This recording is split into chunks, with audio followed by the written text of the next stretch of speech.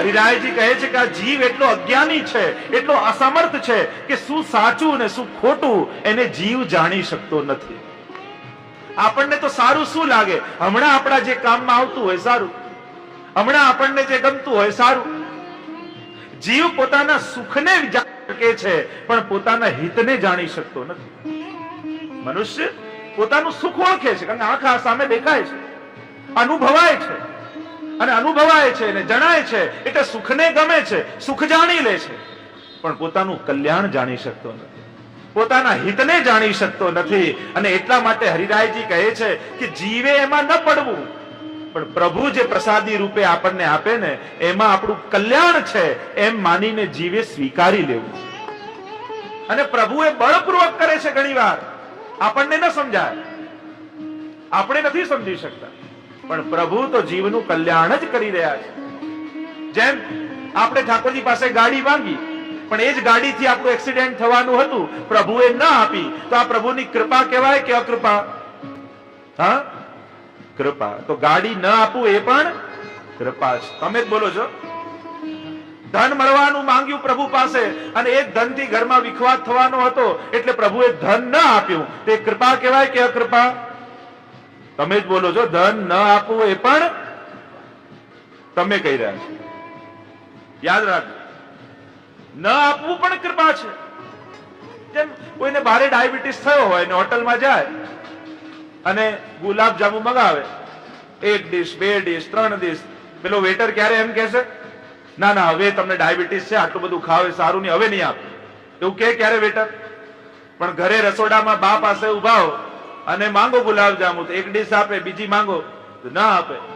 ભલે રડીને દીકરો જાય, બા ખીજાઈને પણ ના આપે, તો એમાં હિત છે કે અહિત? માં હિતનો વિચાર કરે છે. તો એમ જ ભગવાન એ પેલા હોટલ વાળા નથી, એ તો આપણી માં છે. એ આપણે હંમેશા હિતનો જ વિચાર કરતા હોય, એ ન આપીને પણ આપણા પર તો કૃપા જ કરતા હોય. પ્રભુની કૃપાને જો જીવ સમજી જાય તો કામ થઈ જાય. માંગીને આપી જ દે એ જ કૃપા નથી. કૃ ને પા, કૃપા, કર અને પાપ. પ્રભુ તો કહે છે આપણે કૃપાને એમ સમજીએ કે હું કઈ ન કરું, હું બેઠો રહું, ખાલી માંગુ અને ભગવાન આપી દે, એનું નામ જ કૃપા. પ્રભુ તો કહે છે કૃપા કર અને પા. એક ભાઈ રોજ મંદિરમાં જાય અને મંદિરમાં જાય અને પ્રભુને કહે કે પ્રભુ 1 લાખની લોટરી લગાડી દો. રોજ જાય અને પ્રભુ પાસે એ જ કે પ્રભુ 1 લાખની લોટરી લગાડો. એમ કરતા કરતા મહિનો થઈ ગયો. આજે પાછો આવે, પ્રભુ 1 લાખની લોટરી લગાડો ને. એમ કહીને જતો હતો. પ્રભુએ કહ્યું 1 લાખની નહીં, 1 કરોડની લગાડું, પણ ટિકિટ તો લે. આપણે બધા એવા જ છીએ, ટિકિટે લેતા નથી કે લોટરી લગાડો. પ્રભુ કહે 1 ઝારીથી તો ભર, તારા સગળા કાર્યો સિદ્ધ કરી દઉં છું. 1 મિશ્રી કટોરી તો ભોગ ધર, 2 ટંક પેટ ભરીને તું ભોજન કરે છે, એમાં તને મારી કટોરી મિશ્રી યાદ ન આવતી હોય ને તું કે લોટરી લગાડ. પ્રભુ તો એ શરતે નથી રાખતા, કૃપાળુ છે. તો જીવ પોતાના હિતને જાણતો નથી, પ્રભુ જાણે છે, અને એ જે કરશે એ જીવના કલ્યાણમાં જ હશે. પ્રભુને જાણી જાઓ, બસ એના સ્વભાવને એની લીલાને સમજી જશો ને પછી મનમાં ક્યારે ઉદ્વેગ નહીં થાય કે પ્રભુએ કેમ આમ કર્યું ને કેમ આમ કર્યું. બસ એની ઈચ્છામાં આનંદમાં રહેતા શીખો. આગળ હરિરાયજી તો સમજાવે 10મા શ્લોકમાં, નાનું બાળક ચક્કુથી રમતું હોય, એ સર્પ બાજુમાં આવ્યો, નાનક બાળક રમતો હતો ને સર્પ આવ્યો અને સર્પને પકડવા માટે જીદ કરી અને પિતા એનો હાથ ખેંચી લે અને બાળકને થાય કેમ પિતાજી આવું કરે છે, મને કેટલી મજા આવત આની જોડે રમવામાં. આપણે બધાએ આવું જ કરી રહ્યા છે. આ સંસાર રૂપી સર્પ આપને દંશ દેવા આવે અને ભગવાન આપણો હાથ ખેંચી લે અને આપણે કઈ કેમ ઠાકોરજી મારી જોડે જ આવું કરે છે. તો એમાં બાળકનું હિત જ છે એમ સમજાવતા 10મા શ્લોકમાં હરિરાયજી આજ્ઞા કરે. એક બાળક નાનકડો અને સર્પ જતો હતો ને એના હાથથી પકડવા માટે ગયો. એને ખબર નથી કે આ દંશ દેશે તો હું મરી જઈશ. પિતાએ જોયું અને સહજ પિતાપણાને કારણે સાહજિક રીતે, પુષ્ટિ જીવ છે ને, કુવામાં કોઈ જીવ પડી ગયો હોય, સાવ અજાણ્યો હોય તો આપણે દોરડું નાખીએ, થોડો પરિચિત હોય તો કોઈને બૂમો પાડીએ પણ આપણો જ દીકરો પડ્યો હોય તો કોઈની રાહ ન જોઈએ, આપણે જ છલાંગ લગાવીએ. એમ પ્રવાહી જીવો માટે ભગવાન દોરડા નાખે, મર્યાદા જીવો માટે વેદની બૂમો પાડે, પણ પુષ્ટિ જીવ પડ્યો હોય તો કોઈની રાહ નથી જોતા, પોતે છલાંગ લગાવીને જીવને ભવસાગરથી બહાર કાઢે. અર્ધ સકળ જૈનો સીધો લીલા માએ તાણીને લીધો. પ્રભુ તો પોતે છલાંગ લગાવે પુષ્ટિ જીવો માટે. એમ જ અહીંયા પ્રભુ પોતાના પિતાપણાને કારણે, પિતાને સહજ પ્રેમ છે દીકરા માટે, સતત હિતનો ખ્યાલ છે. માં છે ને એ સુખનો વિચાર કરે અને પિતા છે ને એ હંમેશા હિતનો વિચાર કરે. માં જોજો, દીકરાને કંઈક જોઈતું હોય તો પહેલો માં પાસે જ જશે. એને ખબર છે કે આ કમજોર કડી છે, આની પાસે જઈશ તો મળી જ જશે. એ સુખ વિચારતી હોય માં, અને પિતા છે ને હિત વિચારતો, એ કદાચ ન આપે. અને એટલે અહીંયા માં ન કહ્યું પરમાત્માને, પિતેવ, પિતા કહ્યા પરમાત્મા.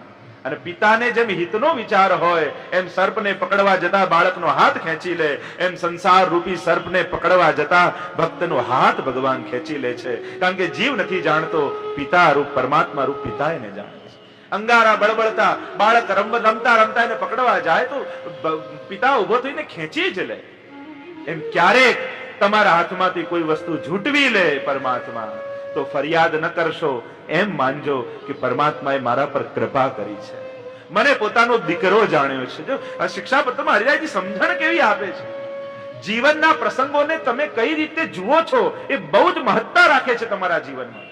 ઘટના ઘટી, પણ ઘટનાને તમે દુર્ઘટના ગણી કે ભગવદ ઈચ્છા ગણી, એના પરથી એ ઘટનામાં તમારા સુખ દુઃખની આ ધારણા રહે છે. આ કોઈ દુર્ઘટના હતી કે ભગવાનની ઈચ્છા હતી? વસ્તુ જતી રહી, કોઈને એમ લાગે કેવી દુર્ઘટના? હરિરાયજી તો કહે દુર્ઘટના નહીં, પ્રભુની કૃપામાં ઠાકોરજી ખેંચી લીધું. કારણ કે આનો દંશ એવો વાગત કે જિંદગી ભર તું એ દર્દમાંથી નીકળી ન શકત. એમ સમજાવતા હરિરાયજી આગળ કહે કે જીવ ભ્રાંત બન્યો છે, ઠાકોરજીને ભૂલીને અને સંસારને ઉત્તમ ગણે છે પ્રભુ કરતા પણ. કેવો ભ્રાંત બન્યો છે કે ભગવાન કરતા પણ સંસારને વધારે ઉત્તમ ગણી રહ્યો છે, અને એટલે પ્રભુ ઓછા યાદ આવે અને સંસારનું ચિંતન કરતો રહે છે. એમ કહેતા 13મા શ્લોકમાં શ્રી હરિરાયજી આજ્ઞા કરે, આપણે એટલા ભ્રાંત બની ગયા છે, હરિરાયજી કહે છે કે ઠાકોરજીને વિસ્મૃતિ કરાવનાર એ સંસારને ઉત્તમ ગણીએ છે. આ શ્રેષ્ઠ લાગે છે આપણને, સંસાર બહુ સુખદાયક લાગી રહ્યું છે. અરે સંસારનું સુખ ઘણી વાર ભગવાનને ભૂલવી દેતું હોય છે. ઘણી વાર જોજો, આપણી જયારે સાધારણ પરિસ્થિતિ હતી, નાના ઘરમાં રહેતા હતા, એ નાના ઘરમાં ઠાકોરજીને એટલા લડાવતા, એટલો સત્સંગ થતો, પણ જેટલું સુખ આવતું જાય, વૈભવ વધતું જાય, એમ ધીમે ધીમે ઘણી વાર ઠાકોરજીને ભૂલતા જતા હોઈએ છીએ. બહુ સગવડો આપણને શિથિલ બનાવી દેતું હોય છે. હું તો મારા જીવન પરથી અનુભવ, ઘણી વાર બહુ અનુકૂળતાઓ આપણા મનને બહુ શિથિલ બનાવી દે છે, એ તાપ ઓછો કરી નાખતો હોય છે. પ્રતિકૂળતાઓમાં, વિપત્તિઓમાં જે આશ્રય, જે ચિંતન, જે શુદ્ધ ભાવ રહેતો હોય, અને જેમ જેમ વધતું જાય એમ વ્યવહારમાં પડી જતા હોઈએ છીએ. જીવે સાવધાન રહેવું. ઠાકોરજીની કૃપાથી સંસાર છે, ક્યારે પણ એ વસ્તુને નહીં ભૂલવી. સુરદાસજી એટલે જ પદગાન કરતા કહે ને, મન તોસો કીતી કહી સમજાય, નંદ નંદન કે ચરણ કમલ ભજ, તજ પાખંડ ચતુરા.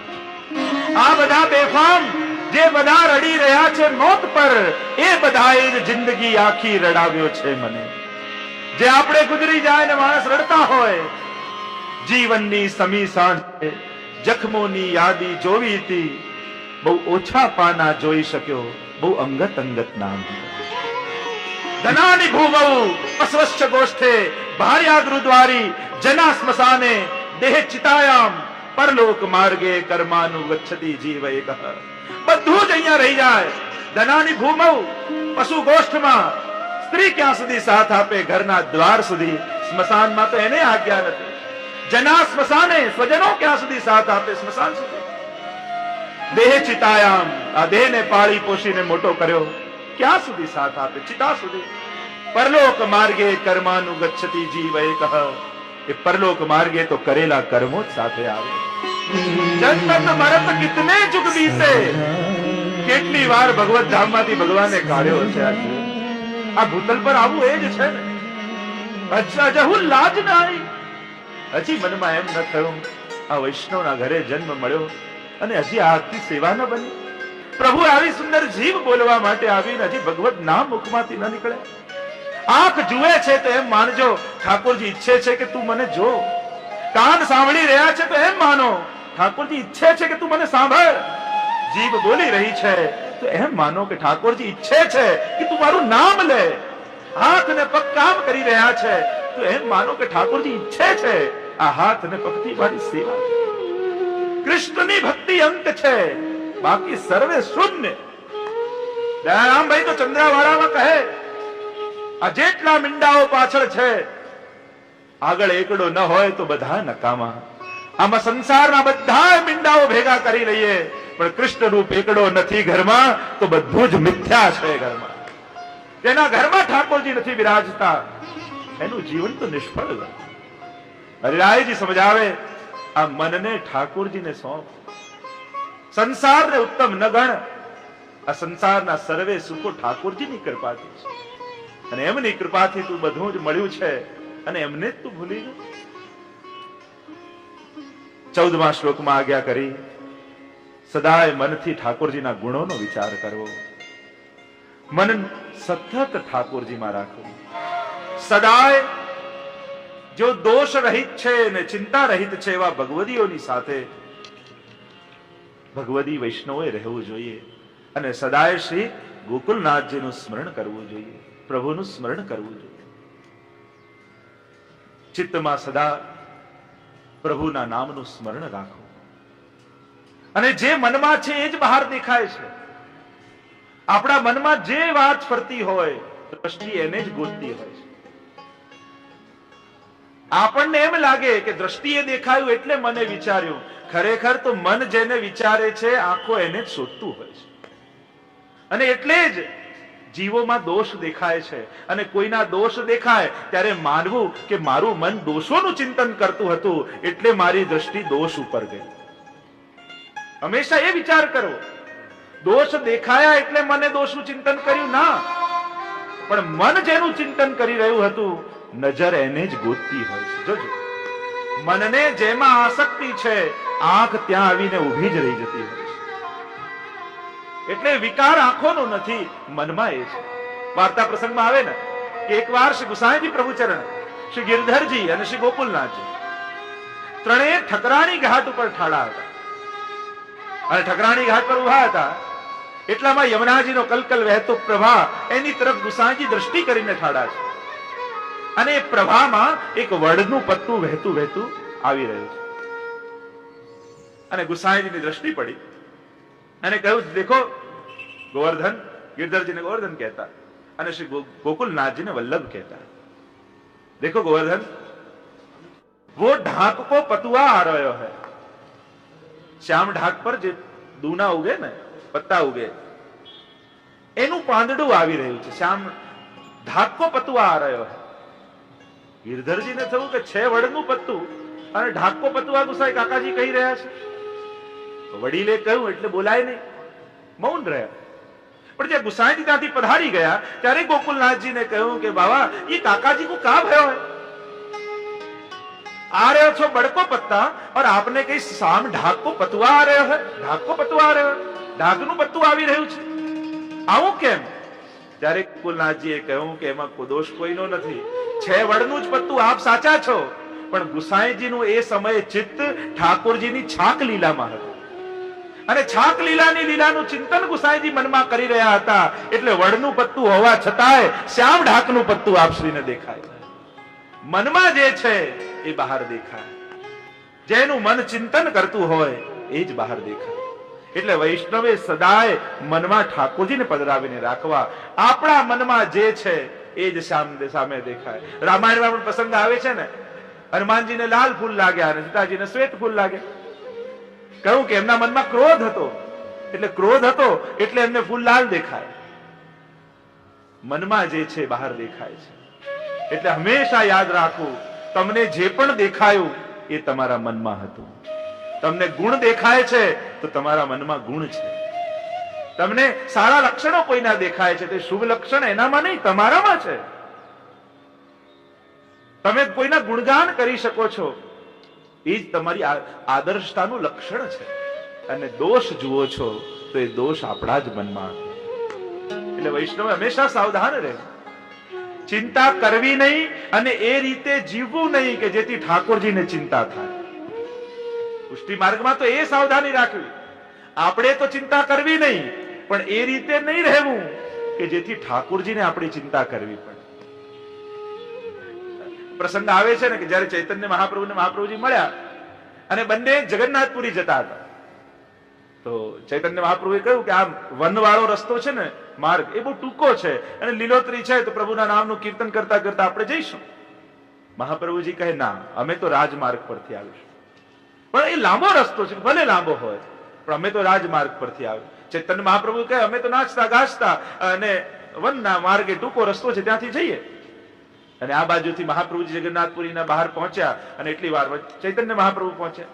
બંનેનો ત્યાં મેળાપ થયો વનની બહાર જ. ત્યારે ચૈતન્ય મહાપ્રભુએ પૂછ્યું કે હે વલ્લભ, આ રાજમાર્ગ પરનો માર્ગ આટલો લાંબો હતો તો આપ ટૂંકા માર્ગ પરથી કેમ ન પધાર્યા? અને ત્યારે મહાપ્રભુજીએ કહ્યું કે આપ પાછળ વળીને જુઓ. અને જ્યાં ચૈતન્ય પ્રભુએ પાછળ વળીને જોયું તો સાક્ષાત ઠાકોરજી ઉભા છે. ચકિત થઈ ગયા. શું? મહાપ્રભુજીએ કહ્યું આ વનના માર્ગ પધાર્યા, ત્યાં ઘણા હિંસક પશુઓ હતા, એટલે આપનું રક્ષણ કરવા માટે ઠાકોરજીને આપની પાછળ પાછળ આવવું પડ્યું. અને આવો શ્રમ અમે ઠાકોરજીને ન કરાવીએ, ભલે લાંબુ ચાલવું પડે, પણ હવે માર્ગ એવો પસંદ કરીએ જેનાથી અમારી ચિંતા ઠાકોરજીને ન કરવી પડે. જીવનમાં એવા રસ્તાઓ પસંદ કરજો કે તમારી ચિંતા ઠાકોરજીને ક્યારેય ન થાય. એવા માર્ગો જીવનમાં ગોતજો. ચિંતન સદા મનમાં પ્રભુનું ચિંતન સદાય મનમાં રહે. આગળ શ્રી હરિરાય મહાપ્રભુજી સમજાવે કે કાળ વિપરીત આવી રહ્યો છે અને વિપરીત કાળમાં ઠાકોરજીના ચરણ કમલમાં જ મન સ્થાપવું, એમ કહેતા તૃતીય શ્લોકમાં શ્રી હરિરાય મહાપ્રભુજી આજ્ઞા કરે. હાલમાં કાળ વિપરીત ચાલી રહ્યો છે. મહાપ્રભુજી કહે, શ્રી હરિરાય મહાપ્રભુજી કહે કે આ કાળ જ વિપરીત છે, આ કાળનો પ્રભાવ છે. તમારું મન જલ્દી ઠાકોરજીમાં નહીં લાગવા. લૌકિક કરતા હશો ને, ક્યારે પણ લૌકિક કામ કરતા તમને એમ લાગ્યું કે મારું મન ભટકે છે? ક્યારે આપણને એવું લાગે? વિષય ભોગવતા, ક્યારે વિષયોનું ચિંતન કરતા, સંસારનું ચિંતન કરતા, સંસારનું કાર્ય કરતા, ક્યારે આપણને એમ નથી લાગતું કે મન ભટકે? પણ સેવા કરવા બેસીએ ત્યારે બધાને એમ લાગે અમારું મન તો ભટકી રહ્યું છે. આ કાળનો પ્રભાવ છે. કાલ વિપરીત છે અને વિપરીતતા એ છે કે પ્રભુમાં જીવને રસ આવતો નથી અને સંસારમાં રસ લાગે છે. અને એટલે જ જીવે પોતાનું મન પ્રભુના ચરણ કમળમાં સ્થાપવું, બલાત કોશિશ કરવી, લગાવવું પડશે, નહીં તો નહીં લાગે. ભલે એમ કહ્યું કે કલયુગ એવો છે, કલવ કેશવ કીર્તના ને કેવલ નામ લેવા માત્રથી જીવનો ઉદ્ધાર થઈ જાય, પણ વિપરીતતા તો એ છે કે નામ લઈને તો બતાવો. ટીવી જોતા હોઈશું ત્યારે કોઈ ડિસ્ટર્બ નહીં કરે, પણ જ્યાં માળા જપવાની ઈચ્છા થઈ પણ એક માળા કોઈ શાંતિથી ફેરવવા નહીં દે. એ સમયે બાળકો રડવા લાગશે, મહેમાનો આવી જશે, ફોનની ઘંટડીઓ વાગશે. લૌકિકમાં હતા ત્યારે કોઈ ડિસ્ટર્બ નહોતું કરતું, અલૌકિકમાં પ્રવૃત્ત થયા ત્યારે બધું જ લૌકિક આવી જશે. એટલે જ્યારે પણ તમે એમ માનશો કે જ્યારે બધું અનુકૂળ થઈ જાય અને પછી શાંતિથી સેવા કરીશ, તો આવો ટાઈમ ક્યારે આવવાનો નથી. આવી શાંતિ તો જીવનમાં ક્યારે મળવાની નથી. એટલે જ્યાં છો, જેવો સમય છે ત્યારથી જ સેવામાં લાગી જાઓ, તો જ સેવા થઈ શકશે. બાકી પરિસ્થિતિઓ અનુકૂળ થવાની પ્રતીક્ષા કરી રહ્યા છો તો આ કાળ જ વિપરીત છે, ક્યારેય નહીં થવાનું. મન કેવું છે? કાળના પ્રભાવથી વિપરીત થયું. મનનો સ્વભાવ કેવો થઈ ગયો છે? પહેલો સ્વભાવ, હંમેશા વીતેલું જ ગાવાની એને આદત પડી ગઈ. ભૂતકાળને રડવાની મનને આદત પડી ગઈ. પહેલા તો આમ થતું હતું ને, પહેલા તો આમ હતું ને. ભૂતકાળ એને જો વર્તમાનમાં મળે તો એ સેવા કરે, એવી આદત પડી. જો પહેલા જેવો સમય આવે તો હું સેવા કરું, તો આવું સંભવ નથી.